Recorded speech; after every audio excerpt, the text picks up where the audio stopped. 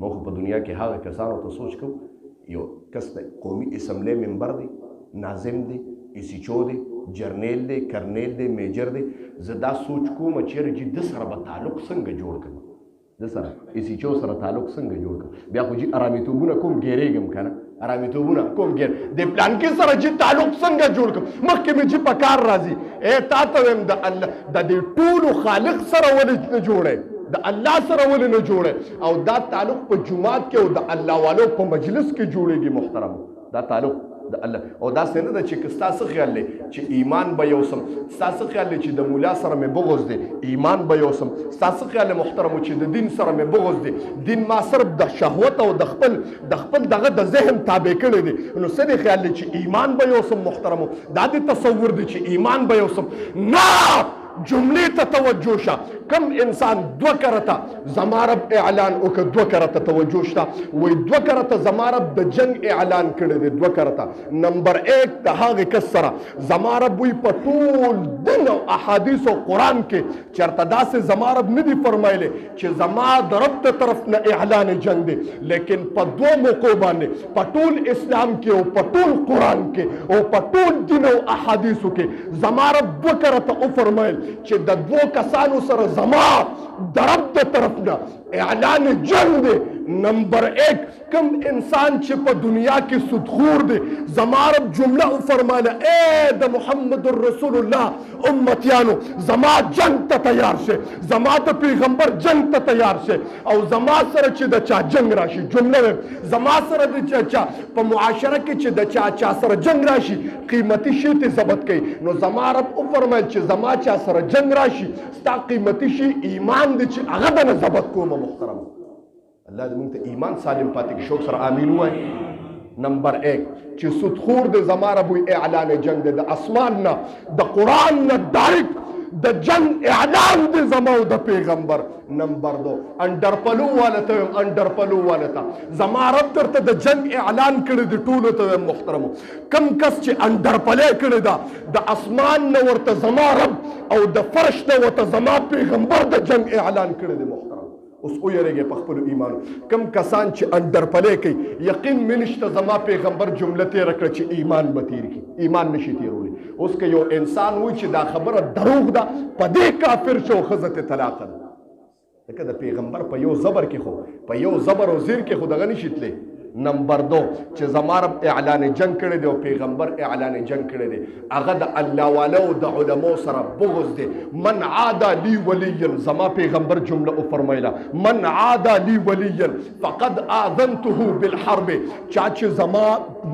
پیغمبر وارث او الله والو خلکو ته په بد نظر باندې وکتل زما پیغمبر د فرش نه او زما رب د عرش نه د اعلان د جنگ اعلان ورته کړی دی محترم اوس تصور کوه چې زما به د مولیانو سره بغض شي نو ایمان به تیر کم تاسو خیال دی محترم امام نووي رحمت الله علیه یو واقع ذکر کړی دی یو لوی محدث حدیث ذکر کول یو کس په مجلس کې پاسې د سپکاوي یې داسې کو هغه یو حدیث ووی او حدیث دا ووی چې اذا استيقظ احدكم من منامه فلا يغمسن يده في اناء دا یو حدیث دی اذا استيقظ احدكم من منامه فلا يغمسن يده في اناء حتى يغسلها ثلاثا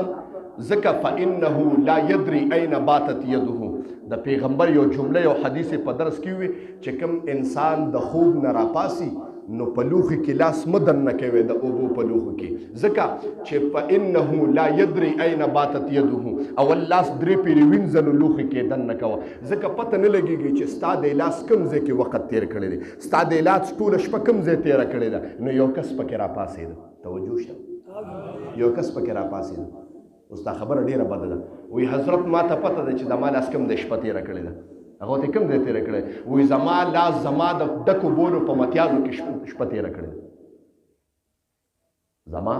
لاس ډک بول متیاز چې پې څوک نه کوي ډک بول چې پې څوک په هغه ځای کې زما لاس شپه تېره کړې ده استهزا یې کوله حدیثو پسې او هغه عالم پسې خندا کولې وي چې دا عالم رسوا کړم فانه لا يدري اين باتت يده. پیغمبر او فرمایل پته نه لګیږي چې ستاسو لاس کوم ځای شپه کړی ده، ځکه لاس درې پیرې ووینځئ. حضرت ما ته پته ده زما لاس په خانګو کې شپه تېره کړې ده. وایي قسم دی چې دا جمله یې وویله شپې له چې اوده شو. دا دواړه لاسونه علما کرام فرمایي، امام نووي بستان العارفین کې دا واقع نقل کړې ده. دا دواړه لاسونه تر موټو پورې تر دې کلایانو پورې د ډکو بولو په ځای باندې ورننوتي وو دواړه. او قسم دې په معاشره کې وشرمېده، د دنیا پهلوانان او حکیمان یې راویسته، لیکن د هغه د ډکو بولو د ځای نه دا دوه لاسونه راوینسته، په دا حالت کې مړ شه. محترم نو څه دې خیال دی چې یو عالم پسې به خندا وکړم او حدیثو پسې به خندا وکړم نو ایمان به تېر کړم؟ څه دې خیال دی ایمان به تېر کړم؟ دا ګوره دا دې چېرته په تصور کې م رانشي چې الله والو پسې او علمو پسې به سپکې وویم، ړکې به مې ورسره بغځي. مولا که هر قسم مولا دی، اعمال د ده اعمال دي، الله به ترې ډبل تپوس کوي، الله به ترې څه کوي؟ ډبل تپوس کوي. لیکن زما رب وفرمیل تاله نه دي په کار چې پې باندې اعتراض وکړي، تاله نه دي په کار چې پې باندې اعتراض وکړي. وایي عکس په زمانه کې وشرمېده، وایي خلکو چې دا عالم ولیده، وی قسم دې ټول قوم یې راجمع کو توبه ویسته چې د ده د وجې نه په دا ټول قوم باندې عذاب را نشي. محترم چې حدیثو پسې الله والو پسې خندا نن وګوره څونه علمو پسې خنداګانې کېږي که نه، الله والو خلکو پسې پټکو والا تسبو تبلیغي چې ستا دغه مخې ته ودرې دروازې مخې ته یاره جي دې ځان شرمولی دی، جي دې ځان شرمولی، هر وخت د دروازې مخې ته ولاړې، د دې بل څه کسب نشته. زموږ هلکه دې د څه دپاره لګیا دی؟ ستا د ذاتي مفاد دی، خو تا ته دا وایي چې جومات ته راشه، دا تا ته بد وایي، په دې خبره ته خفه کېږي. ستا د ایمان ورسره فکر دی چې په زنکدن کې ایمان تېر کې او ته د هغه خلکو په باره کې دا وایې چې دا ځان شرموي. دې ځان شرمولې د دې نه تنګ رالم، داسې اواز ما واورېدم دننه پټ شوي واړه وایي ورته وایي نشته، بیا مه راځئ زنانه دي کور کې. دا د قسم دی د شرم عالم نه دی. محترم نو خبره مې دې پورې کوله د ما محترم چې زندگی هغه زندگی ده چې هغه په جماعت کې او د الله والو په صحبت کې تیر شي، ورنه داسې نه ده محترمو چې ایمان به یو سي. که د دې په صحبت کې پاتې شوي، نبی علیه السلام فرمایي لا یشقا جلیسهم، د دې ناسته دومره بهترینه ناسته ده چې د پیغمبر د طرف نه ګرنټي ده. د جماعت ناسته ډیره بهترینه ناسته ده، د مرکز ناسته ډیره بهترینه ناسته ده، د تبلیغي جماعت ناسته ډیره بهترینه ناسته ده، د علماو ناسته بهترینه ناسته ده. ځکه نبی السلام فرمای لا یشقا جلیسهم، که نور حسم نی نو ستا مجلس بدبخته کیږي نه. که نور حسم نی که نور حسم نی دا نشي کېدی چې بې ایمانه د دنیا نه لاړ شي. د دې لږه ناسته تا ته دومره فایده کوي چې سره د ایمانه به د دنیا نه ځي. محترم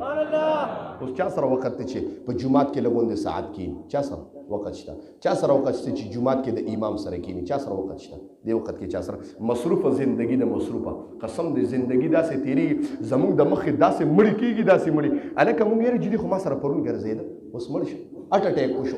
اټ اټیک بس اسانه بانا د مرګ یاره جي زړه فیل شو نو بس مړ شو، زړه فیل شو نو ته دا تصور کې که چېرته د ستا زړه فیل شو نو څه کوې؟ محترم ځان ته چېرته تصور نه دی کړی. اوس که زما زړه پیل شو مړ شوم نو څه دی خیال دی؟ محترم ښه نه ده چې زندګي د الله په بندګۍ کې تېره کړم، ښه نه ده چې زندګي او مجلس د الله والو په صحبت کې تېر کړم. محترم دا دې نه ده خوښه که نه ستا به تر کومې پورې به ته ګناهونه کوې.